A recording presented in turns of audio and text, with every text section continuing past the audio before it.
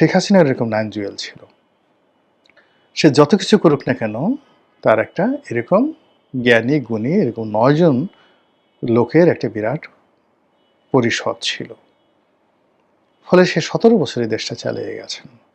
সেই ক্ষেত্রে ডক্টর মোহাম্মদ ইউনূসের যে 9 জুয়েলস, যেটা তার সিলেকশন ছিল কর্পোরেট জগতে, মাল্টিমিডিয়া জগতে, সেইটা তিনি রাজনীতিতে সিলেক্ট করতে পারেননি। তার জুয়েলসের মধ্যে যাদেরকে আমরা দেখেছি, আলী রিয়াজ সাহেব, তার জুয়েলসের মধ্যে আমরা দেখেছি আসিফ নজরুল সাহেব, তার জুয়েলসের মধ্যে আমরা দেখেছি শফিক সাহেব, যিনি তথ্য উপদেষ্টা, তার জুয়েলসের মধ্যে দেখেছি মাহফুজ বা নাহিদ, মানে ওনাদেরকে দেখেছি।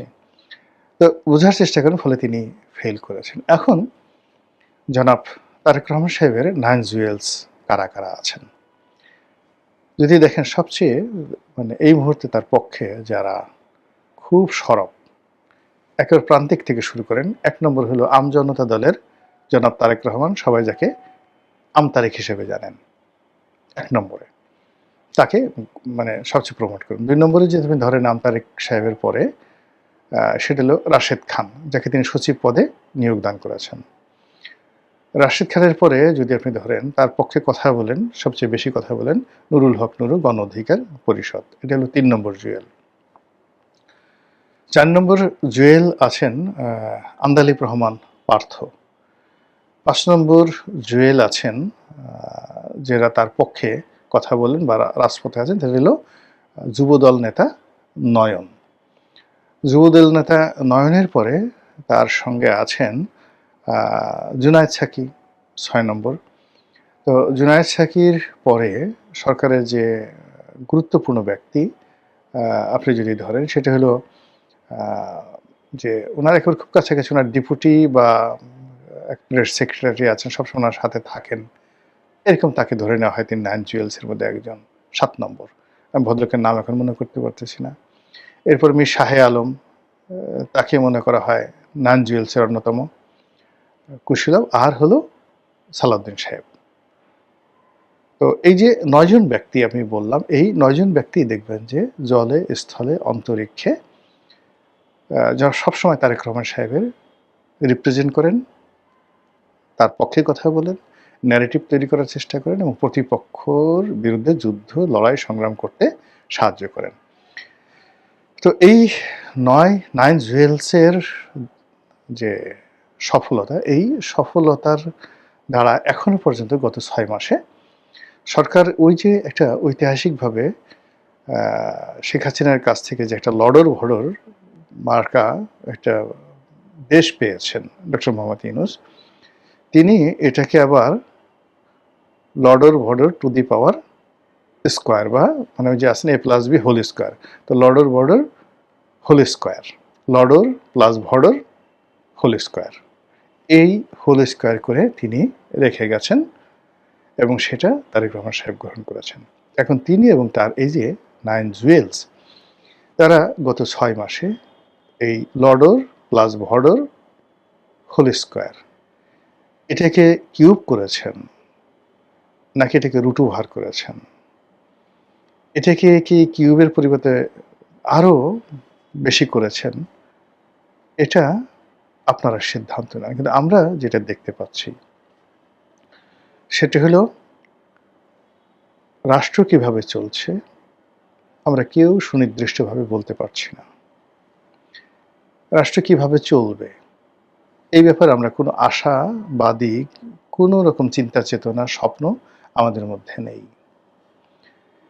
এই সরকার আসলে কতদিন টিকবে, এরকম প্রশ্ন যদি আপনি মানুষের কাছে শুনেন, আপনি একটি ইতিবাচক কথা আম জনতার কাছ থেকে, মানে যারা বিএনপির যারা কট্টরপন্থী লোকজন আছে, তারা তো সবসময় বলবে যে এই সরকার কিয়ামত পর্যন্ত চলুক, 2041 সাল পর্যন্ত চলুক, তারেক রহমান সাহেবের পরে জায়মা আসুন, জুবাইদা আসুন, তারা সবাই তাকে সমর্থন করবে। কিন্তু আপনি যদি একেবারে আম জনতা, যারা বিএনপি করে না, আওয়ামী লীগ করে না, জামাত করে না, তাদের কাছে জিজ্ঞাসা করেন, একটা সিঙ্গেল ভালো শব্দ গত 6 মাসে সরকারের ব্যাপারে আমজনতার কাছ থেকে আসেনি। তো কাজে আগে যে লডর ভডর, সেই লডর ভডরটা এখন আরও বেশি লডর ভডর হয়ে গেছে। একটা মানুষ বেঁচে থাকে তার স্বপ্ন নিয়ে। আর তার স্মৃতি নিয়ে।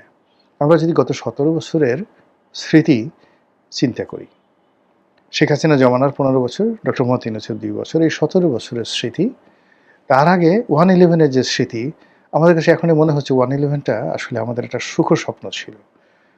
দুর্নীতি ছিল না, অনিয়ম ছিল না, সব কিছু মানে একেবারে টু দি পয়েন্ট। আপনি মঈনুদ্দিন ফখরুদ্দিনকে যতই গালাগালি করেন না কেন, এখন যদি আপনি তাদের সেই সময় 2006 থেকে 2009 পর্যন্ত ওই সময়টাতে আপনি অ্যাডমিনিস্ট্রেশন দেখেন, ফাইন্যান্সিয়াল অবস্থা দেখেন, মানুষের ক্রয় ক্ষমতা দেখেন, সামাজিক অপরাধ দেখেন, সবকিছু মনে হবে ওই সময়টা একটা জান্নাতের।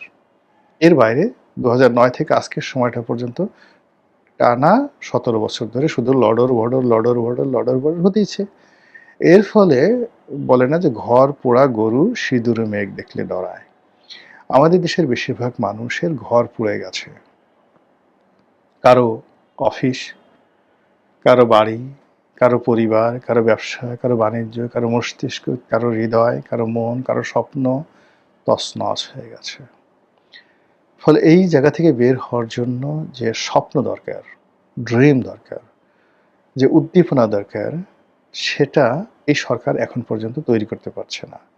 সরকার ফ্যামিলি কার্ডের কথা বলছে, পুরনো লডর ভডর লক্কর ঝক্কর মার্কা যে বাসগুলো আছে সেগুলোতে গোলাপি রং লাগিয়ে মহিলাদের জন্য এরকম কয়েকটা বাস রাস্তায় নামানো হয়েছে। তো এই জিনিসগুলো অনেকটা লিপস্টিক, অনেকটা কসমেটিক, মানে যাকে বলা হয় ডেভেলপমেন্টের মতো। এটা অন দ্য লং রানে কোনো মানুষকে স্বস্তি দিচ্ছে না। রাস্তাঘাটের বেশিরভাগ এলাকা বেশিরভাগ সময় ফ্রি থাকে, কখনো কখনো কোথাও দুঃসহ যানজট লেগে যায় ম্যানেজমেন্ট না থাকার কারণে। মানুষ কাজের জন্য হন্য হয়ে ঘুরছে। পুরো ইকোনমিটা 2 ভাগে বিভক্ত হয়ে গেছে। সামান্য কিছু মানুষ, সেটা ঘুষ হোক, দুর্নীতি হোক বা বড় বড় কর্পোরেট যে কাজগুলো হোক, তারা মানে 2 হাতে বস্তায় বস্তায় টাকা উপার্জন করছে, শেষ করতে পারছে না। এদের সংখ্যা লাখেও নয়, 10 লাখে। এরকম সারা বাংলাদেশে যদি ধরেন, এরকম লোকের সংখ্যা হাইয়েস্ট ধরেন 100-র মতো আছে। অনলি 100 কর্পোরেট হাউস ব্যক্তি যাদের কোনো রকম সমস্যা নেই। বাকি যারা আছে সবাই ডে বাই ডে ডেটোরিয়েট করছে। মধ্যবিত্ত শ্রেণীটা শেষ হয়ে যাচ্ছে। দরিদ্ররা ইমান বিক্রি করার মতো অবস্থা হয়ে গেছে।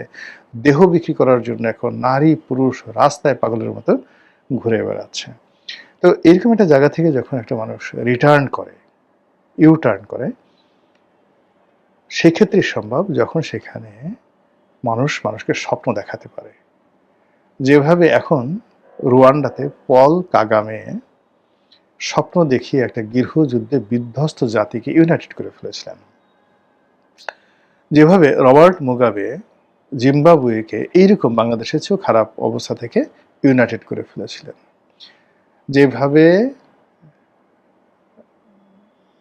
নেলসন ম্যান্ডেলা দক্ষিণ আফ্রিকাকে তিনি এবং থাবো এমবেকি যুগপৎভাবে দক্ষিণ আফ্রিকাকে আজকের পর্যায়ে নিয়ে এসেছিলেন।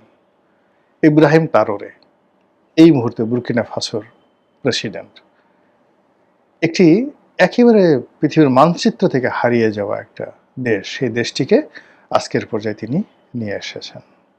একইভাবে আপনি যদি ইভেন উগান্ডার কথা চিন্তা করেন, সে ইউভেরি মুসেভেনি সেখানকার যে প্রেসিডেন্ট, সে 80-র দশক থেকে এখন পর্যন্ত কন্টিনিউয়াসলি স্বপ্নের উপরে তিনি পুরো উগান্ডাবাসীকে এমন একটা পর্যায়ে নিয়ে গেছেন, আর যা হোক না কেন সেখানে অশান্তি নেই।